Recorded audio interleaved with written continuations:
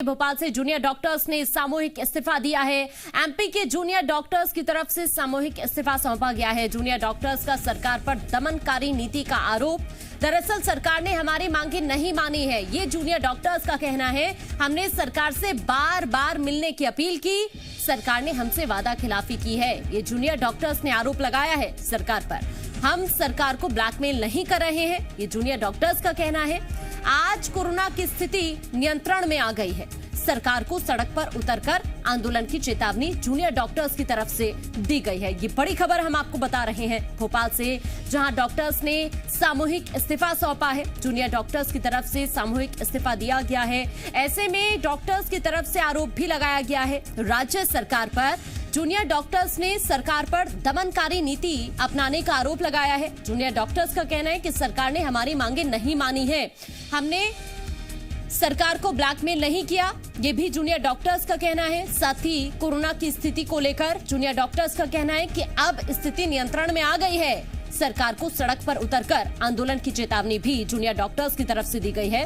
ये इस वक्त की बड़ी खबर है भोपाल से। लगातार आज चौथा दिन है जूनियर डॉक्टर्स की हड़ताल का। अब ऐसे में जूनियर डॉक्टर्स की तरफ से सामूहिक इस्तीफा सौंपा गया है। जूनियर डॉक्टर्स ने राज्य सरकार पर दमनकारी नीति अपनाने का आरोप लगाया है। उनका कहना है कि सरकार ने हमारी मांगे नहीं मानी है। अब ऐसे में ये भी उनका कहना है कि हमने सरकार से बार बार मिलने की अपील की, लेकिन उसके बावजूद भी सरकार की तरफ से जो हमारी मांगे हैं वो नहीं मानी गई हैं।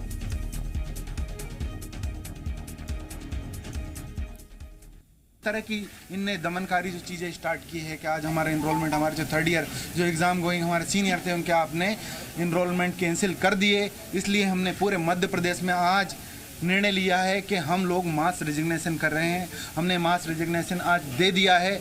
अगर कल तक ये चीज़ें अगर सुलझाई नहीं गई तो सारे कॉलेज के जितने भी हमारे जो टीचर हैं, जो हमारे एसआर हैं, जो हमारे मेडिकल ऑफिसर एसोसिएशन है के जो काम कर रहे हैं, वो लोग सब रोड पे आ जाएंगे और काम करना बंद कर देंगे। अब जब जूड़ा आपके ही वादों को याद दिला रहा है तो आप इस तरह की चीज़ें कर रहे हैं जिसमें मतलब बहुत हतोत्साहित हो चुके हैं हम।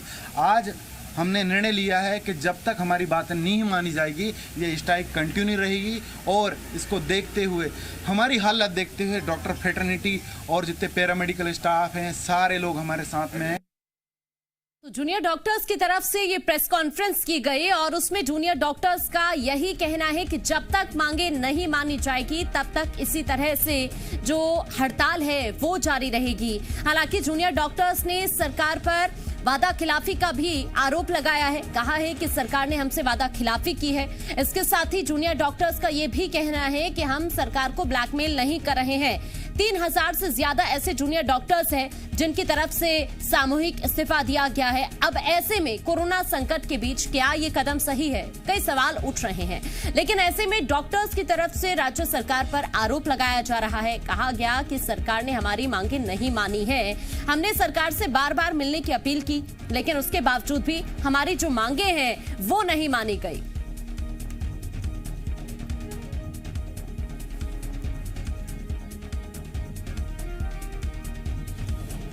और ज्यादा जानकारी के लिए हमारे संवाददाता भोपाल से आकाश हमारे साथ जुड़ गए हैं, जबलपुर से अंशुल हमारे साथ है और शैलेंद्र हमारे साथ ग्वालियर से जुड़ गए हैं।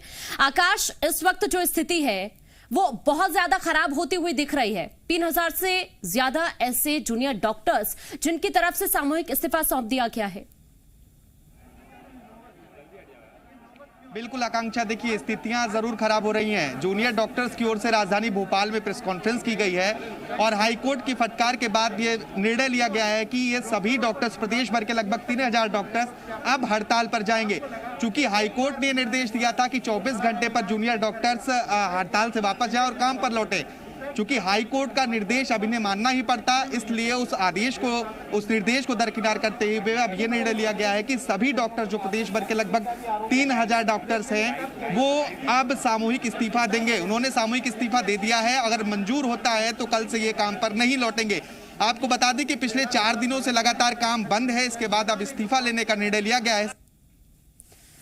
दिया था सिचुएशन खराब होते हुए दिख रही है आकाश, लेकिन अंशुल, जिस तरह की तस्वीर अब निकलकर सामने आ रही है, हालात और खराब होते हुए तो दिख रहे हैं। अब ऐसे में जो आगे की संभावनाएं हैं उनकी बात की जाए तो जूनियर डॉक्टर्स का यही कहना है कि जब तक मांगे पूरी नहीं होती इसी तरह से हड़ताल जारी रहेगी।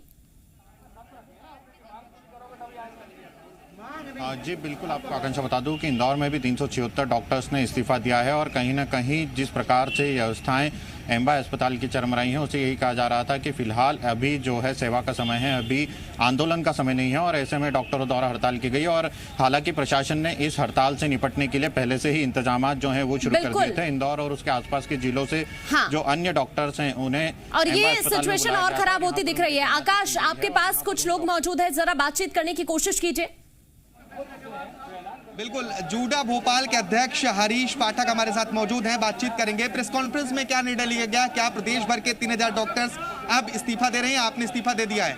हमने ऑलरेडी पूरे प्रदेश भर के जितने भी जूनियर डॉक्टर्स हैं, करीब 3000 जूनियर डॉक्टर भोपाल, रीवा, ग्वालियर, जबलपुर, इंदौर, हर जगह के जूनियर डॉक्टर्स ने इस्तीफा ऑलरेडी दे दिया है।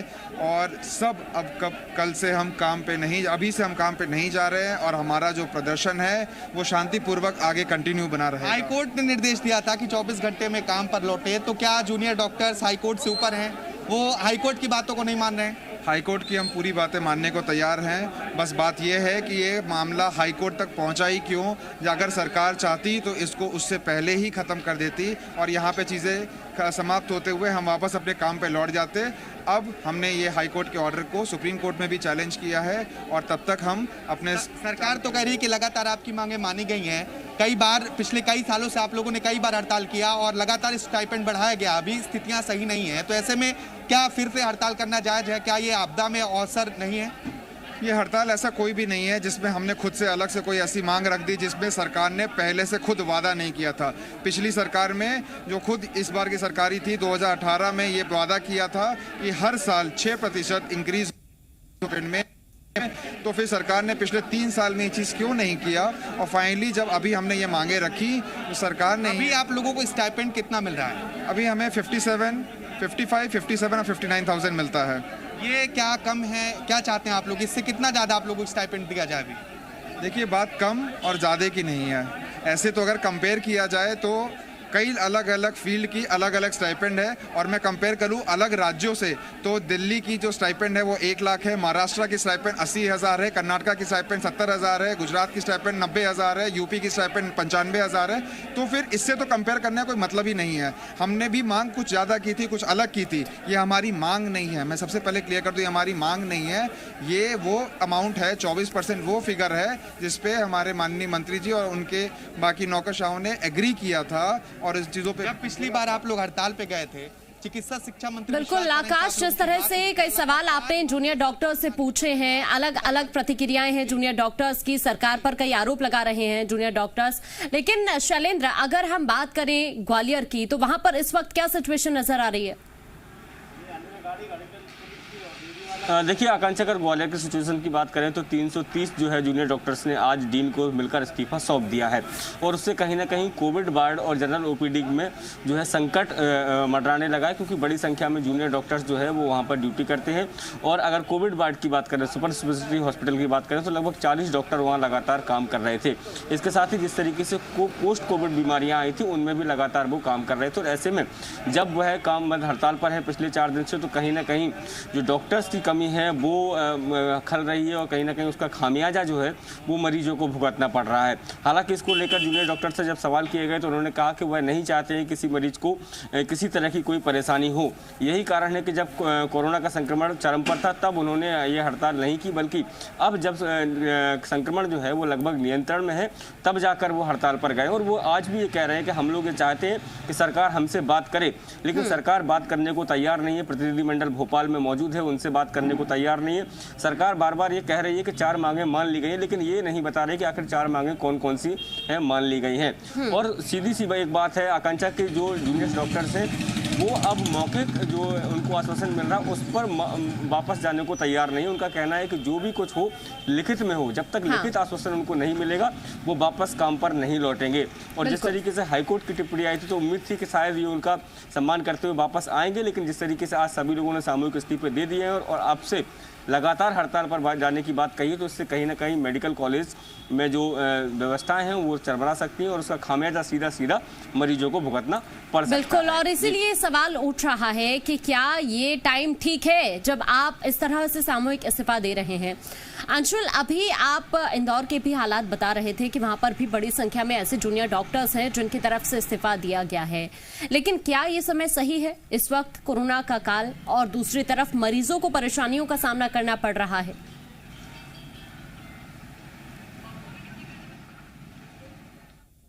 फिलहाल अभी इंदौर के एम्बा अस्पताल और मेडिकल कॉलेज में ब्लैक फंगस के मरीज और कोरोना मरीजों का भी इलाज चल रहा है और उन वार्डों में इन जूनियर डॉक्टर्स की ड्यूटी भी लगाई गई थी जहां पर इन गंभीर बीमारियों का इलाज किया जा रहा था।